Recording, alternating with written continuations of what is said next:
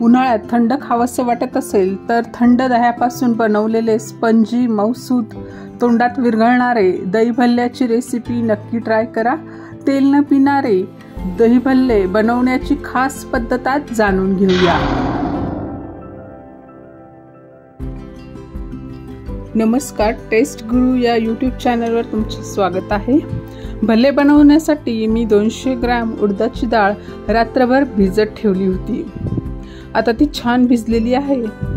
तुम्हाला इन्स्टंट वडे करायचे असेल तर 4 ते 5 तास भिजवली तरीही चालते। डाळ हातावर घेतली असता दाबून बघितल्यावर ती सहज तुटत आहे, म्हणजे डाळ छान भिजलेली आहे। आता डाळीमधलं पाणी काढून घ्यायचं आहे। मिक्सरच्या भांड्यामध्ये डाळ टाकायची आहे आणि पाणी न घालता याला चांगलं मिक्सरमध्ये दळून घ्यायचं आहे। जर तुम्हाला वाटत असेल तर तुम्ही 1 ते 2 चमचे पाणी घालू शकता, परंतु पाण्याचा कमीत कमी वापर येथे करायचा आहे।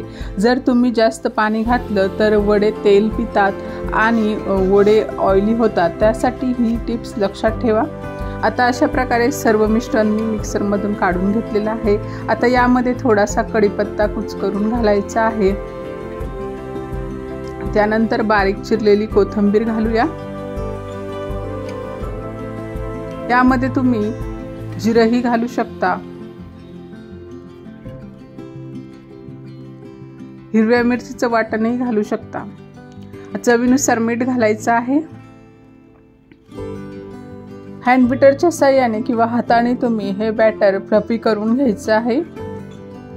5 ते 10 मिनिटं चांगलं फेटून घ्यायचं आहे, जेणेकरून या मिश्रणामध्ये हवा भरल्या जाते आणि मिश्रण अगदी हलकं होतं आणि त्याचा रंगही बदलतो।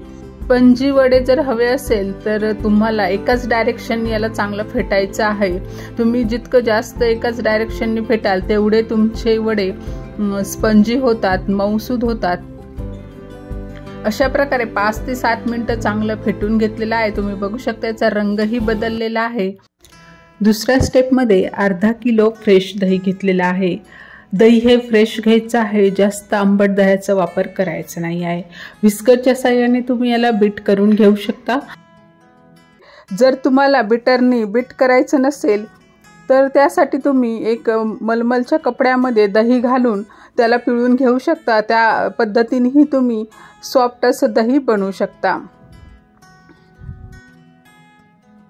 5 ते 7 मिनिटं बीट केल्यानंतर हे दही एकदम मार्केटसारखं क्रीमी होतं। 8 मिनिटं फेटल्यानंतर दही एकदम शायनी आणि क्रीमी झालेला आहे। आता यामध्ये आपण साखर घालायची आहे। या ठिकाणी मी अर्धा कप साखर घेतलेली आहे। ही पिठी साखर आहे। यामध्ये साधी साखर न घालता पिठी साखरच घालावी, जेणेकरून दही पातळ होणार नाही। जर तुम्ही साधी साखर घातली आणि त्यानंतर तुम्ही त्याला फेटलं तर ते दही एकदम पतलं होतं। घट्ट आणि दाटसर दही हवं असेल तर तुम्हाला पिठी साखर घालणं आवश्यक आहे। ही एक खास टिप्स तुम्ही लक्षात ठेवायची आहे। 1-2 ते 3 मिनिटांनंतर छान मिक्स केल्यानंतर आपण हे दही थंड होण्यासाठी फ्रीजमध्ये ठेवायचं आहे अर्धा तासासाठी। तोपर्यंत आपण हिंगचं पाणी बनवून घेऊया। त्यासाठी मी 1 लिटर गरम पाण्यामध्ये हिंग घालायचं आहे। 1 चमचा हिंग घालायचा आहे आणि याला चांगलं मिक्स करून घ्यायचं आहे। वडे तळण्याच्या आधी या 2 स्टेप करून घ्यायच्या आहे। आता आपण वडे तळण्यासाठी तेल गरम करायला ठेवलेलं आहे। तेल मध्यम आचेवर गरम करायचं आहे। मध्यम आचेवर तेल गरम झाल्यानंतरच वडे यामध्ये सोडायचे आहे। आता चमच्याच्या साहाय्याने तुम्ही वडे घालू शकता किंवा हातानेही तुम्ही गोल आकारात वडे सोडू शकता। मी दोन्ही पद्धत तुम्हाला दाखवणार आहे। चमच्याच्या साहाय्याने तुम्ही गोल वडे घालू शकता किंवा हाताने तुम्हाला जसं सोयीस्कर वाटेल त्या पद्धतीने तुम्ही वडे घालायचे आहे। या मिश्रणात आपण सोडा घातलेला नाहीये, तरीही आपले वडे खूप सॉफ्ट आणि स्पंजी होणार आहे, कारण की आपण त्याला छान फेटून घेतलेलं होतं। या मिश्रणात जर सोडा घातला आणि मध्यम आचेवर किंवा कमी आचेवर जर तुम्ही वडे तळले तर तुमचे वडे हमखास तेल पिणार। त्यासाठी ह्या 2 गोष्टी टाळायच्या आहे। मध्यम आचेवर आपल्याला हे वडे तळून घ्यायचे आहे। एका साइडनी वडे टाकल्यानंतर 5 मिनिटं याला हलवायचं नाहीये। वरच्या साइडनी वड्यांवर थोडंसं तेल सोडायचं आहे। वरच्या साइड वरची साईड थोडीशी कोरडी झाल्यानंतर याला पलटवायचं आहे।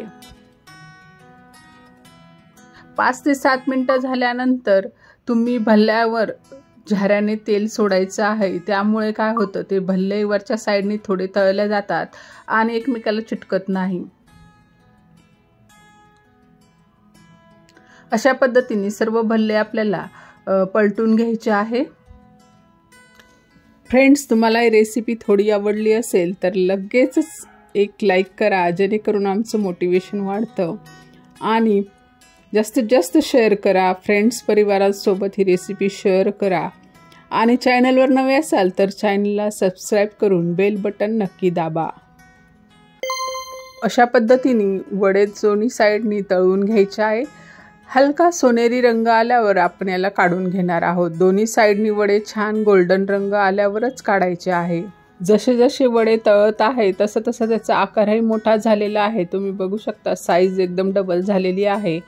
हे वडे छान फुललेले आहे, मधून स्पंजी पण झालेले आहे। आता याचा रंगही बदललेला आहे। आता आपण याला काढून घेणार आहोत टिश्यू पेपरवर। तुम्ही बघू शकता याचं टेक्स्चर खूप छान असे वडे तळल्या गेलेले आहे। सर्व वडे आपण काढून घेऊया आणि गरमागरम असतानाच आपल्याला हिंगच्या पाण्यामध्ये आपल्याला याला घालून घ्यायचे आहे।